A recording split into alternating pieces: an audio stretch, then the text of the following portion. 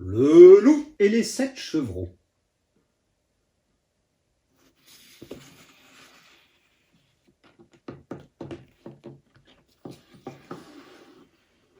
Il était une fois une chèvre qui avait 7 chevreaux.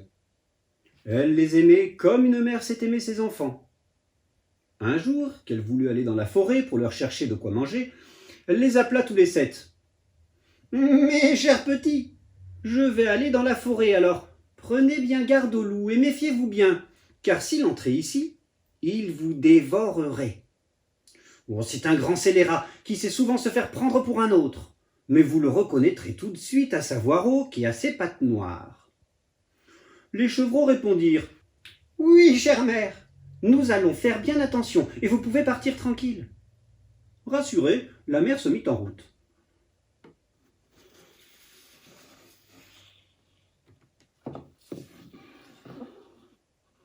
Du temps, il ne s'en passa guère avant que quelqu'un vînt devant leur porte frapper et appeler. «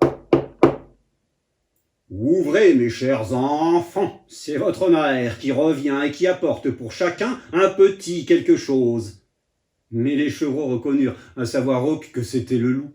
« Non, nous n'ouvrirons pas, répondirent-ils. Tu n'es pas notre mère, qui a la voix douce et aimable.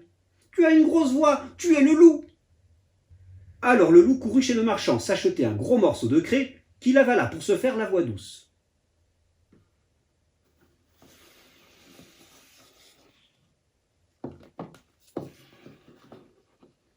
Puis il revint, frappa à la porte de la maison. « Ouvrez, mes chers enfants, c'est votre mère qui revient et qui apporte pour chacun un petit quelque chose. » Mais le loup avait appuyé sa patte noire sur le rebord de la fenêtre. Et les petits chevreaux qui l'avaient vu s'écrièrent « Non, nous n'ouvrirons pas. Notre mère n'a pas une vilaine patte noire comme toi, tu es le loup. »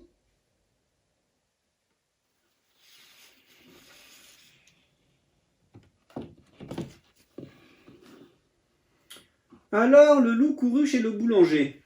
« Je me suis donné un coup sur la patte. Pétris-moi un emplâtre dessus. »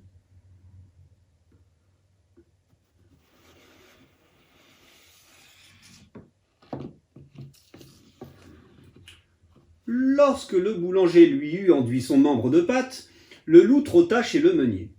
« Saupoudre-moi cet emplâtre de farine blanche. » Mais le meunier pensa « Le loup est sûrement en train de vouloir tromper quelqu'un. » Et il refusa.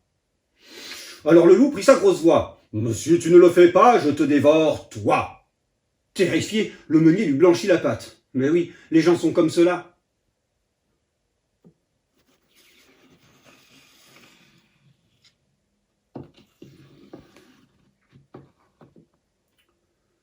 Et voilà le méchant loup qui revient pour la 3e fois frapper à la porte de la maison.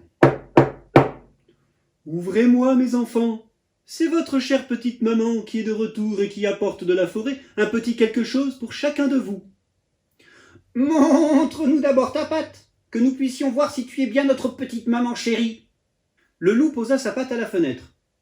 Et comme ils virent que la patte était blanche, ils crurent tous que c'était bien leur mère. Et ils ouvrirent la porte.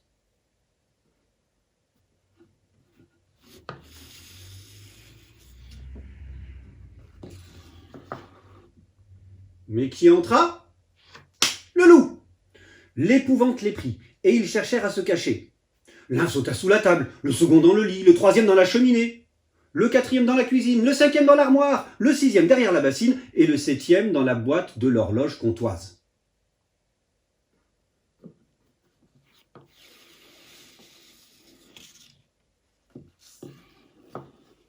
Le loup les trouva, et les engloutit tous, l'un après l'autre. Tous, sauf le dernier, qui était le plus jeune et qui s'était caché dans l'horloge. Celui-là, le loup ne le trouva pas. Rassasié, il quitta les lieux et alla se coucher sous un arbre du pré voisin, où il ne tarda pas à s'endormir.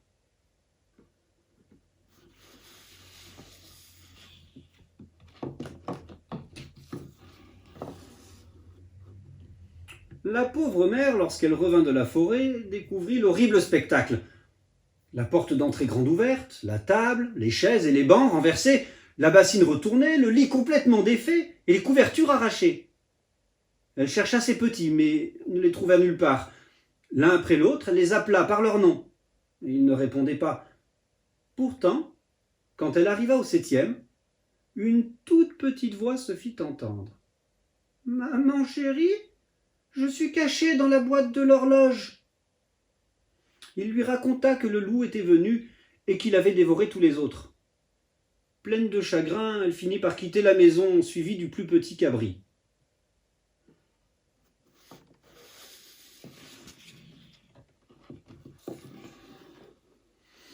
Lorsqu'elle arriva dans le pré, le loup était là, couché sous un arbre. Il ronflait fort. La chèvre l'examina attentivement et de tous les côtés. Elle vit que, dans sa panse rebondie, quelque chose semblait bouger et s'agiter. Se pourrait-il que mes pauvres petits qu'il a engloutis pour son souper soient encore en vie ?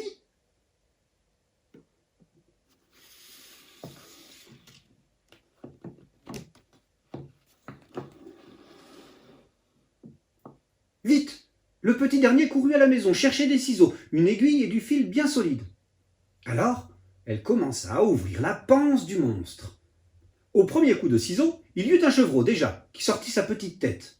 Elle continua à tailler et tous les 6, l'un après l'autre, bondirent dehors, car tous étaient bien vivants et sans une écorchure. Le monstre les avait avalés tout ronds, sans même un coup de dent. Quelle joie ce fut alors! La chèvre leur commanda d'aller chercher de gros cailloux pour en remplir la panse de cette maudite bête pendant qu'elle dormait encore. Ils bourrèrent le ventre du loup d'autant de cailloux, autant qu'il leur fut possible d'en mettre. Et la mère s'empressa de recoudre la peau par-dessus, si vite et si légèrement que le dormeur ne sentit rien et n'eut même pas un sursaut dans son sommeil.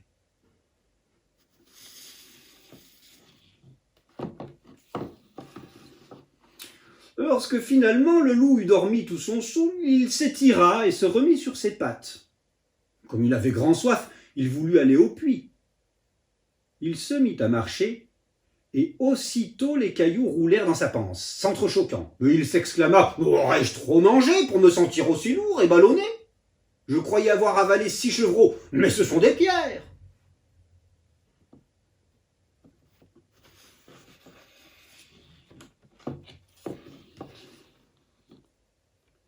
Et quand il arriva au bord du puits et se pencha pour boire, le poids des cailloux l'entraîna et le fit tomber dedans, le tirant tout au fond, où il se noya lamentablement.